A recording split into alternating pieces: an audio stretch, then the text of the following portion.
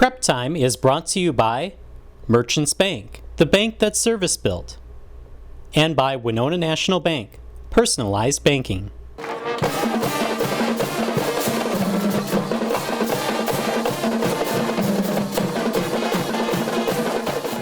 Hello again, everybody, and welcome to Prep Time. I'm Justin Barrientos, and on today's show, we'll take a look back at the first few weeks of the football night and HBC coverage, and we'll also take a look at Seth Haun, Cotter football's interim head coach, who took over for Bruce Carpenter, who took a medical leave earlier this season. First, though, we'll turn our attention to soccer, and one of the problems that faces Cotter athletics year in and year out is the number of athletes that participate in any given sport. Now, Cotter students are usually involved in multiple activities, but the school enrollment is lower than that of many of the schools in the area. The Cotter girls soccer program is just one of those teams that faces the numbers game, especially when they graduate a large class. Last year we graduated a pretty good group of kids. We lost 10 off the team, so we weren't entirely sure what our numbers would be. We did a lot of recruiting. We had some young kids which we knew were coming in, a bunch of 7th graders, which is awesome. But beyond that, it became kind of a recruiting year for us, which is typical. And now this year, we've got the most I've had since I started 4 years ago, and the numbers are just awesome. We've got 17 on a team, and we just haven't had those numbers. One of the bumps in numbers this year is partly due to a significant number of sisters from one family. I'm Grace Flanagan. I'm in 7th grade, and I play forward and mid. I'm Gloria Flanagan. I'm in 7th grade, and I play defense, midfield, and forward. I'm Olivia Flanagan. I'm in 9th grade, and I play midfield. Hi, my name is Rosemary Flanagan. I'm in 11th grade, and I play defense. Yeah, we keep saying they could start their own program with the kids. It's great, and sometimes we have fun with it and we pit them against each other. We put the twins against each other. What is it like for 4 of the Flanagan sisters to suit up for the Cotter girls soccer team? It's fun, I guess. It's sometimes a challenge because we are sisters, but we have to be teammates too, so it's also a challenge, but overall fun, I think. It can test your patience quite a bit, but at the end of the day, it brings us closer together. It's kind of nice because they kind of guide you so you don't do the wrong thing or make sure you are good.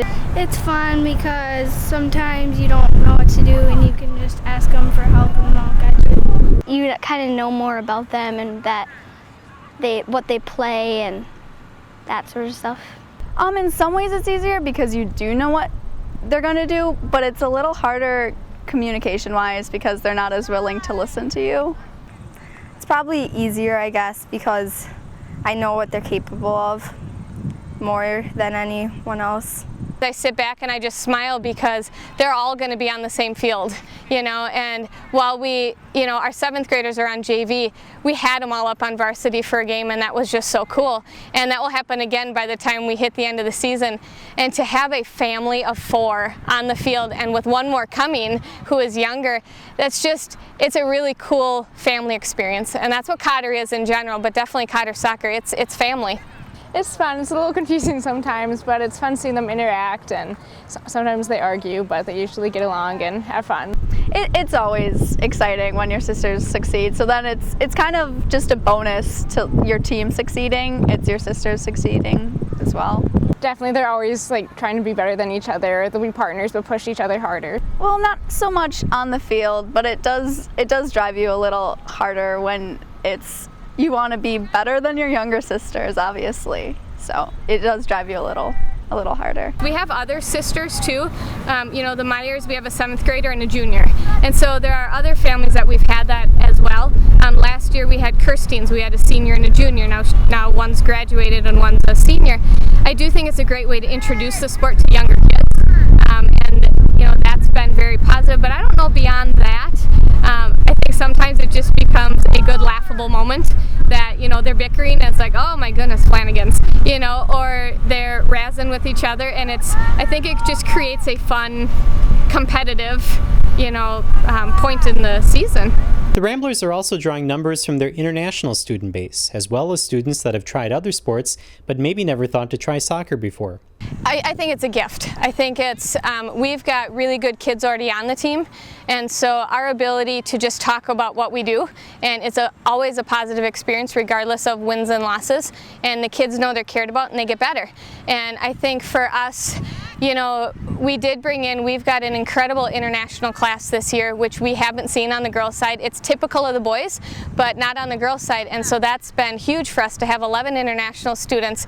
The most we've ever had for girls is 3, and so that has brought about a different culture within soccer, and it's been an incredible experience for everybody. It's nice, yeah. I like them. Like, they're really kind, and they kind of know.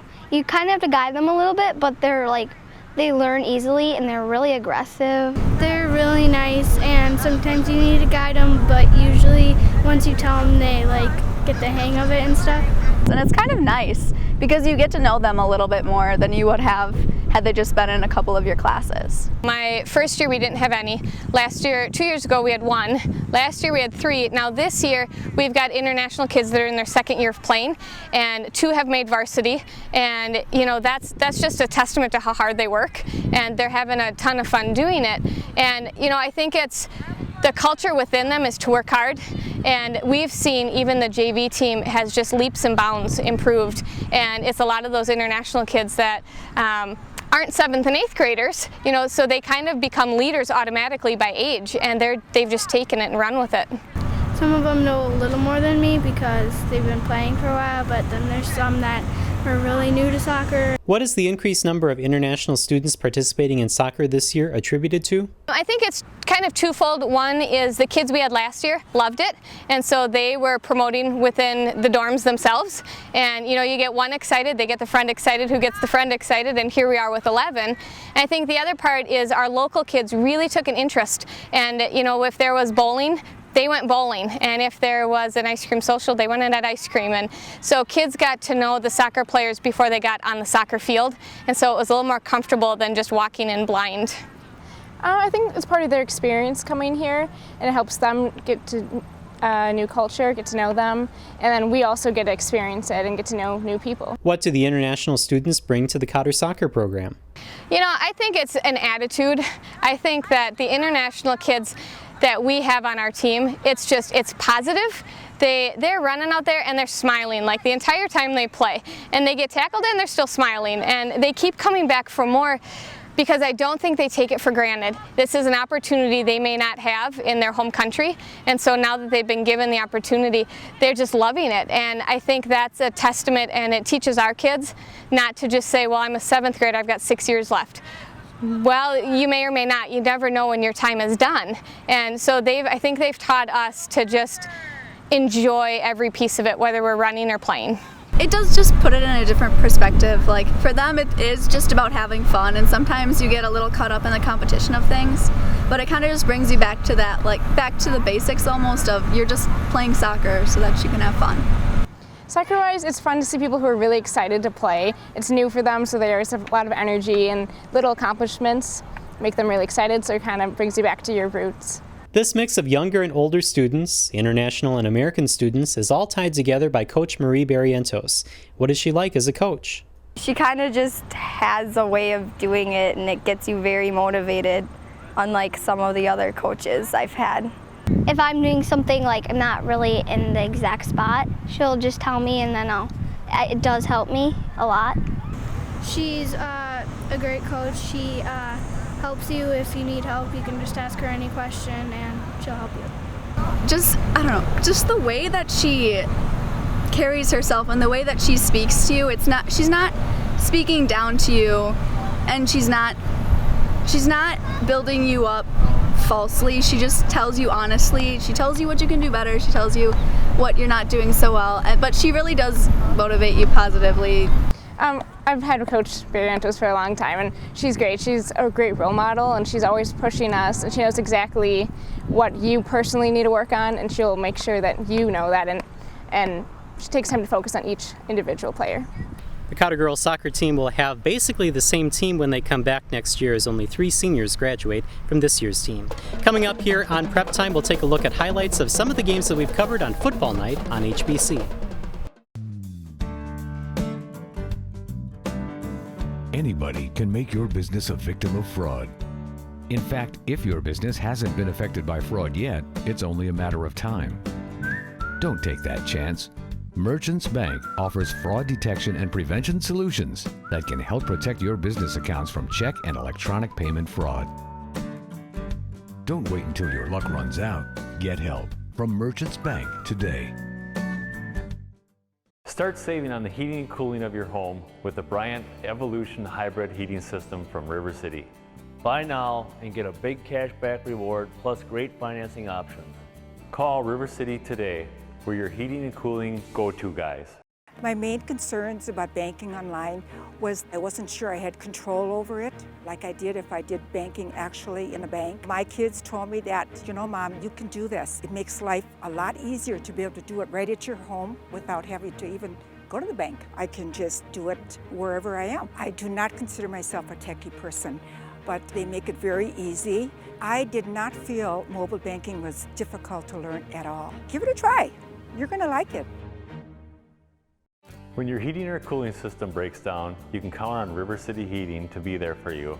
We're your go-to guys, offering dependable 24-hour emergency service. River City Heating and Bryant, always doing whatever it takes. A state-of-the-art fiber optic network. Sure, you've all heard that. But what does it mean? Well, if you're an HBC customer, it's television in crystal clear high definition and whole home DVR, blazing fast internet speeds, perfect for gaming or movies, phone service with your choice of features, including unlimited long distance. And now, HBC has expanded service throughout much of southeast Minnesota. Call today and see what it's like to be on a state-of-the-art fiber optic network with a local company receiving national recognition for their service. If you would like a DVD copy of Prep Time or any other production from HBC TV 25, you can give us a call at 474-5811 or email us preptime@hbci.com. And welcome back to Prep Time. HBC Sports ramped up our coverage of high school football this season with Football Night on HBC. We have new graphics giving a new feel to our coverage, and we've traveled to more places giving you views of more football teams from around the area. Here's a look at some highlights of the first few games of the season. We debuted our new look at Wabasha-Kellogg High School, where they were debuting a new single-wing offense. They were also one of the first prep teams in the state to get their season started in a special Week 0 of the season. Wabasha-Kellogg versus Kingsland started the game, and Drew Gilbertson gets the Falcons season going on a good note, returning the opening kick 33 yards. Austin Babb then gave the Falcons their first touchdown of the season with a 3-yard run 2 minutes and 18 seconds into the game. Ryan Wolf kept the offense going with an 18-yard touchdown run 5 minutes later, making the score 14-0 Wabasha-Kellogg. Tommy Leckler would make this run look easy, chugging 61 yards downfield, and the Falcons would increase their lead to 20-0. Leckler would have 97 yards on the ground in the game. Second quarter, and this time the defense steps up. Trent Olson would intercept this Jacob Brindle's pass getting to midfield. That would set up another touchdown run from Austin Babb. This one goes 20 yards, and the Falcons would take a 28-0 lead into halftime. Time for the defense to get involved in the scoring. Dan Hepner would intercept a Jacob Brindle's pass and take it 96 yards to the house. That opens up a 41-0 lead for the Falcons as they work to erase the memories of a 1-8 season last year.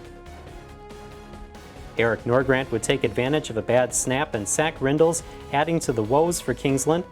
Jack Purvis would cap the scoring for the Falcons with this 5-yard run. Kingsland would add 2 touchdowns late in the game, but it's the Falcons with an impressive 47-12 win to start the season. Our second game of the season would bring us back to Winona for the Windhawks versus Rochester John Marshall. Winona would struggle in this game, but would show some sparks like this nice sideline pass from Jeff Schultz to Taryn Cross. That combination would be repeated all night. Garrett Block would get in front of this Colton Benavidez punt to give the Windhawks good field position, but they would be down 21-0 at the half.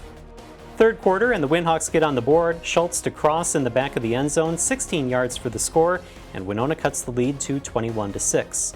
Schultz would help his own cause with this pickoff of counterpart Caleb Stangler. Too many times, though, the JM defense would halt Windhawk drives. Not the case here as Schultz finds Cross for a 65-yard score, 7 catches for 133 yards and 2 touchdowns for Cross, but the Windhawks fall 28-12 to open their season with a loss. Off to Lewiston Altura for their opener against PEM. Cardinals looking to repeat last year's perfect regular season. Brady Lang with a 3-yard score, but 2 penalties caused a missed extra point, 6-0 Cardinals. Bulldogs take control here as they look to avenge a loss to the Cardinals last year. Bryce Haun with a 65-yard run to give PEM a 7-6 lead. Haun would have 120 yards rushing in this game. Bulldog quarterback Skylar Thompson would pick up most of his rushing yards in this game on this play, a 74-yard quarterback keeper to make it 13-6 PEM. Thompson would have 78 yards rushing on 7 carries. LA looking to make some noise before halftime. Storm Seefeld looking deep for Brady Lang. That would be a 53-yard connection, but the Cardinals could not convert, 13-6 at the half. Third quarter and a drive stopper from Hunter Johnson. He would intercept the Seefeld pass in the end zone to keep the Bulldog lead. Later, Thompson with a screen to Nelson Finney that would go 37 yards down the sideline. Extra point is blocked, but the Bulldogs lead 19-6. Fourth quarter, after a Cardinal field goal, PEM would answer with a Thompson touchdown pass to Jacob Bennett, 40 yards in all, and the Bulldogs lead 26-9. That's the way this one would end as Nelson Finney comes up big on defense with an interception to seal the win. PEM gets their first win in the new Southern Football Alliance. Back to Winona for the Windhawks against Owatonna. Huskies, one of the best teams in the state. Winona looks to attack with Vincent Pham as he takes this pass from Jeff Schultz, 14 yards to get Winona out of trouble deep in their zone, but Winona would be in trouble all night. Defense would do their best. Brandon Jacobson on the stop with Ethan Sharmer and Chris Hansen helping out. Owatonna would be just too strong in this one. Jeff Schultz looking for his favorite target, Taron Cross, but he's covered. Schultz tucks it in and goes 11 yards across midfield for a first down. Too few of those in the game. Vincent Pham trying to get all the yards he could. Pham with 53 yards on 11 carries as Owatonna dominates 49-0. First road trip to Lake City for the HBC crew. Tigers take on Casson Manorville. First quarter, first offensive play from scrimmage for the Tigers, and Elliott Cox goes 74 yards to give Lake City some momentum and a 7-0 lead. Cox would end up with 110 yards on 13 carries in the game. Back and forth battle for a while in a battle of the big plays. Lake City takes the lead back as Reed Lundell connects with Eli Custer on a screen pass. Custer would then outrun the Comets secondary for an 89-yard touchdown that gives the Tigers a 14-7 lead. Second quarter, second touchdown for Elliott Cox. He scores from 13 yards out to give the Tigers a 21-7 lead. But it would be all Comets from there. Will Balo and Cox on the tackle as the Tigers lose to Casson Manorville 40-21. And our first look at the Cotter Ramblers as they hosted Zumbrota Mazeppa. Zach Hafel in for the injured Colin Duhlman, filled in nicely at running back, 79 yards on 24 carries, but too little offense for Cotter. The Rambler defense, though, played their best game of the season. Jason Klug with an interception of ZM quarterback Kurt Gadient. Klug would return the ball 15 yards to halt a Cougar drive. Later, Hunter Pronzinski fumbles, and the Ramblers are there to pounce. Robert Rivers at the bottom of the pile for the second forced turnover. Noah Noctegal would get the third Rambler defensive turnover, this on a Jacob Tashawn fumble. The defense would keep the Ramblers in this game. Robert Rivers would come up big again as he sacks Gadient, but the Ramblers fall to 0-4 with a 20-0 loss to the Cougars. Coming up here on Prep Time, we'll talk with Cotter High School football interim head coach Seth Haun.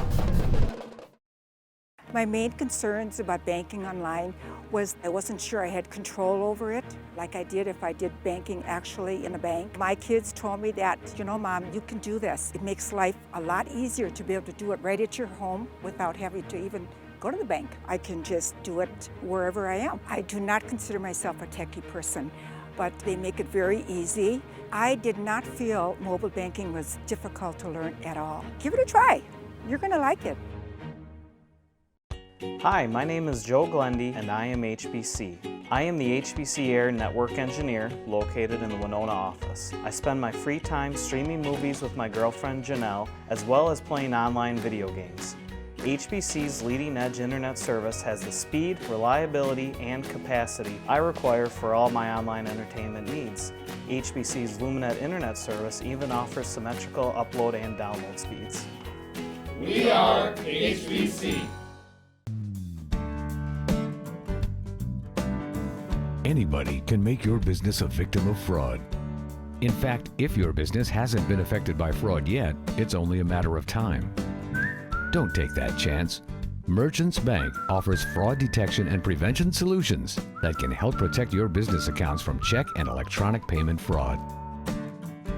Don't wait until your luck runs out. Get help from Merchants Bank today. Winona Homes was offered a deal from another company. I switched to another company because they made some promises and I was going to get a better rate, so I switched. But when she tried their deal, she ran into some issues. The other company that I was with wasn't local. You couldn't even get somebody to come to your office. At HPC, customer service is our #1 priority for your business. Let's just say Jenny is a lot happier now. I have never had such fast customer service. To see how HBC can help your business, call Melanie at 474-5802. If you have a question or comment about this or any other Prep Time show, or you have a story idea that you think that we should cover, you can always email us at preptime@hbci.com. We'd love to hear your comments and your story ideas. And welcome back to Prep Time. Coming into this season, those involved in the Cotter football program knew that this year would be a tough one. When asked in the preseason what the team needed to do better this year, this was head coach Bruce Carpenter's response. We need to improve on everything. The season got tougher after an opening week 61-0 loss to Rochester Lourdes. They followed that with a 30-0 loss to Triton in week 2.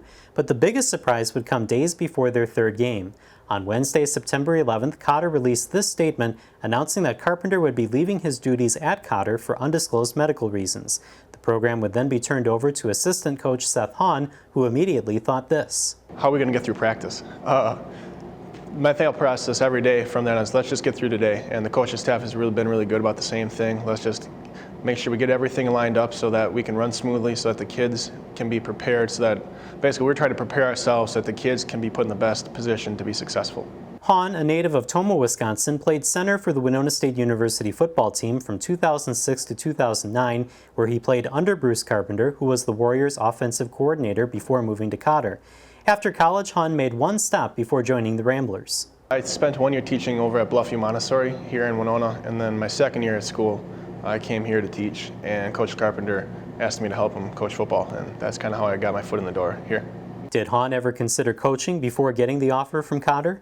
Actually, no. I hadn't really considered coaching at all, to be honest. Coach Carpenter called me up in the fall, closer to the winter a few years back, and I debated about it for a couple months. Was it something I really wanted to invest all my time and energy into, or what was I really planning on doing? And after a lot of searching and talking with my wife and everything, we kind of decided that it probably was the best interest for me to get back involved with the game. Cotter made the decision to grant a medical leave for Bruce Carpenter during the season to make sure he was okay. In a statement released by Cotter President Dr. Judith Schaefer, it was stated, quote, "Bruce Carpenter is an extremely respected and valued member of the Cotter community. His dedication to our students is without question, and his wellness is of primary importance to all of us. We have reassigned his duties and will make sure that our students are supported in this transition. Bruce and his wife Jenny will also be supported by all of us in the Cotter family," end quote. Next was finding someone to fill the football head coaching job. How did Haun get asked to step in for Bruce Carpenter? The administration came forward to me and asked me about it, if that was something I'd be willing to do, and I had to debate about that for a little while too. Was it something that I would be capable of doing with the expectations that I would carry for myself, with the idea that the best interest of the kids would always be the #1 prerogative. I was just asked if I'd be willing to step in until Coach Carpenter was ready, and as of now, that's the way it's been planned, and that's what we'll leave it at. How did week 1 go as head coach? Pretty fast and furious. I learned a lot about myself, about the kids, what to do, what to not do, and learned a lot about the differences between high school athletes and college athletes and the expectations. It was a little nerve-wracking. I was pretty anxious leading up to the game and during the game. But once we got into the game, it kind of felt a little bit more like a regular game for me on the sidelines. You have to answer a lot more questions. The buck stops with you, and anytime there's a question, people are coming to you to ask, or a lot of the students, when they have a question or an update about practice or a game or where they're going to be, it's coming to me. So just a lot more things to juggle at the same time. The main thing for me is taking care of my classroom and teaching, and then with the coaching on top of that, whatever needs to be done is what I'm willing to do. If they need me to be the head coach, great. If Coach Carpenter's back and I'm going to be the assistant, I have no problem with that either. Starting in a few months, I'm going to be starting to work towards my master's, so I'll have more schooling on myself as well, and balancing that and coaching. We'll see what happens. Haun's former college team, Winona State University, looked to an alumnus of one of Cotter's foes when they needed a starting quarterback after John Taglin went down with a concussion after Game 1. They looked to Byron's Jack Nelson. Yeah, our plan for him was it's like all of our, especially you got a kid like John Taglin sitting here, a 6th-year player. John was just another coach and mentor to him. We wanted to redshirt him the whole year. That's why you didn't see him in the first week, because we thought, well, if John's okay, we're not going to burn a red shirt for a half. And we thought the other kids had the ability to come in and play. But now that he's played, we got to use him a lot. And so we don't want to, waste a year for him. Even if John comes back and becomes the starter again, you'll see Jack in every ball game. Very similar to what we did with Brian Bradshaw a couple years ago. You don't want them standing on the sideline. They're not on the gold teams. They're not practice squad. They're not playing in games. That's a bad position to be. So once we played him, and that's now happened, we got to play him every week. I was hoping to be the redshirt backup this year. I was just hoping, travel with the team, just be able to learn from John this whole year and hopefully redshirt the whole season, but it's not the case. Did Coach Tom Sawyer ever consider pulling Nelson's red shirt during the Warriors' 34-27 overtime loss to Bemidji State in Week 1? I never really did, because we have faith in the quarterbacks that came in, and even with the mistakes that we had where they looked like they were in the wrong, partly so, but also up front. What took place on the fumble recovery for a touchdown was an error in our blocking. What took place in the interception for a touchdown was an error in the blocking. So we can look at it and say, well, the quarterback's the guy, but in reality, they were wrong, but the offensive line, who we have the most respect for and the most experience at, they also failed in their assignment. So it's a team game, and that was definitely an indicator of that. I was just sitting there. If they needed me to go, I was ready to go. But if they didn't need me, then I would just be ready to go whenever they ever need me. What was Coach Sawyer's reaction to Nelson's performance last week against St. Cloud State? Yeah, he should have won it. I mean, he did everything we could possibly ask. He played much better than I thought he actually even would. I mean, he extended plays and flipped the ball down the field and ran for a couple first downs and handled the checks on the line of scrimmage. I mean, he's far beyond most freshmen. So if he had to start the rest of the year out, I'd feel fine with that. So there's now a battle with him and John, but John's still our number 1 guy. But what we saw in Jack Nelson was phenomenal, and his career is going to be pretty bright. It was a fun game, first game for me. Obviously, we didn't get the win, but it wasn't exactly the greatest weather either to play my first game in. But it was a fun first game for me to finally get to play football again. Of course, there was some nerves right away, but once I got playing, I was good to go.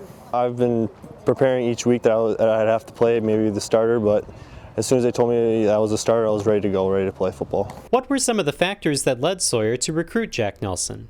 Well, he's just a tremendous all-around athlete. I like all-around athletes. I like guys who play football, basketball, or wrestle, and they play baseball. They're hockey players. They play summer league basketball. I want those guys because I like all-around athletes.